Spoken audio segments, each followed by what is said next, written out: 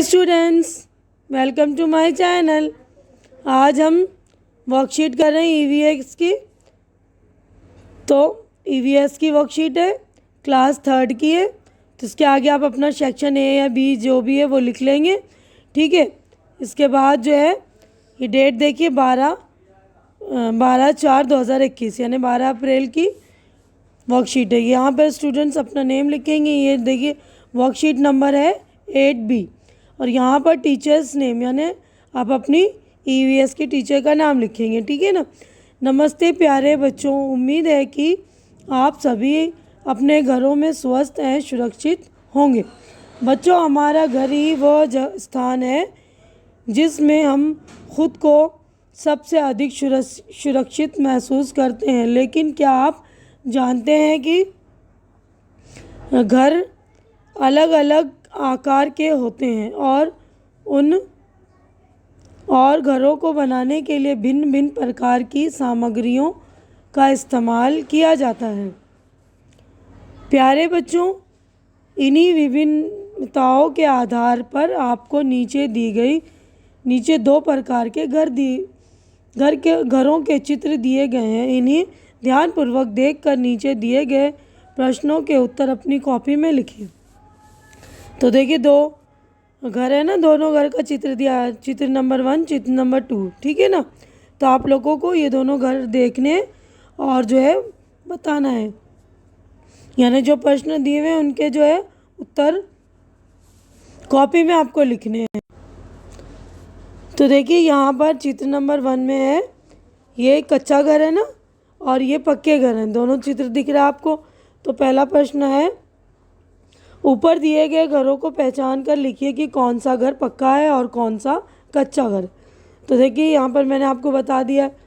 तो पक्का घर कौन सा है? चित्र नंबर 2 पक्का घर है, आप लिख देंगे कॉपी में। और चित्र नंबर 1 कच्चा घर है, ठीक है ना, ये पक्का और कच्चा। चित्र नंबर 1 में दर्शाए गए घर में इस्तेमाल होने वाली सामग्रियों के नाम लिखिए। तो चित्र नंबर 1 है ना ये, तो इसमें कौन कौन सी सामग्रियाँ इस्तेमाल हो रही हैं वो हमें बताना है। तो इसमें घास फूस, लकड़ियाँ आदि का इस्तेमाल हो रहा है ना।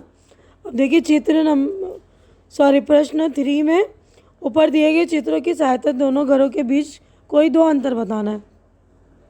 तो पहला अंतर तो बता दिया कि चित्र नंबर 1 कच्चा घर है, चित्र नंबर 2 पक्का घर है।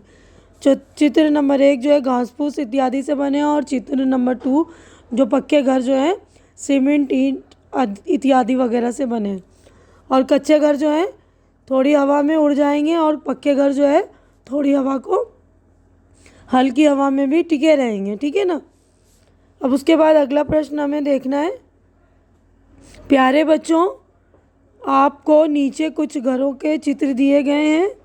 संकेत बॉक्स की सहायता से उन्हें पहचान कर उनके नाम कॉपी में लिखिए।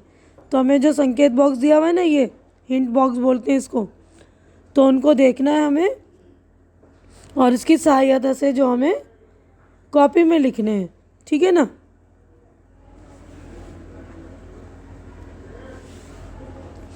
तो देखिए नीचे जो है ये लिखे संकेत बॉक्स में टेंट हाउस, नाव का घर, बहुमंजिला इमारत, स्टिल्ट हाउस, इग्लू, ठीक है ना। तो आपको ये बताना है कि अलग अलग घर कौन से हैं, ठीक है। तो ये वाला देखिए घर है,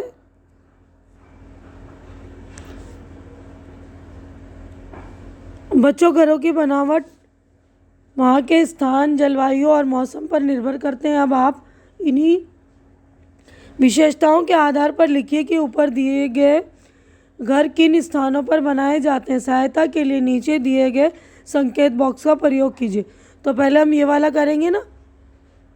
देखिए टेंट हाउस, ये घर नंबर 2 को बोलते हैं हम टेंट हाउस, तो ये नंबर 2। नाव का घर, ये देखिए नंबर 4, ये नाव का घर है, ये वाला देखिए। अब ये बहुमंजिली इमारत है, ये नंबर 1 वाला घर जो है बहुमंजिली इमारत। और स्टिल्ट हाउस ये नंबर 3 वाला है, ये स्टिल्ट हाउस। और इग्लू, ये जो बर्फ़ के घर होते हैं उन्हें इग्लू कहते हैं। तो यहाँ पर बर्फीली क्षेत्र होते हैं ना, तो बर्फीली क्षेत्र में जो इग्लू का घर बनाते हैं, यानी इग्लू कहते हैं वो घर को जो बर्फ़ से बनाते हैं। जलीय क्षेत्र में जो नाव वाला घर बनाएंगे जलीय क्षेत्र में। पर्वतीय क्षेत्र में हम स्टिल्ट हाउस बनाते हैं, ठीक है ना, टिल्ट हाउस जिसे बोलते हैं। समतल में हम जो है बिल्डिंग बनाएंगे, बहुमंजिले इमारतें। और रेतीले क्षेत्र में हम जो ये बनाएंगे टेंट हाउस, ठीक है ना।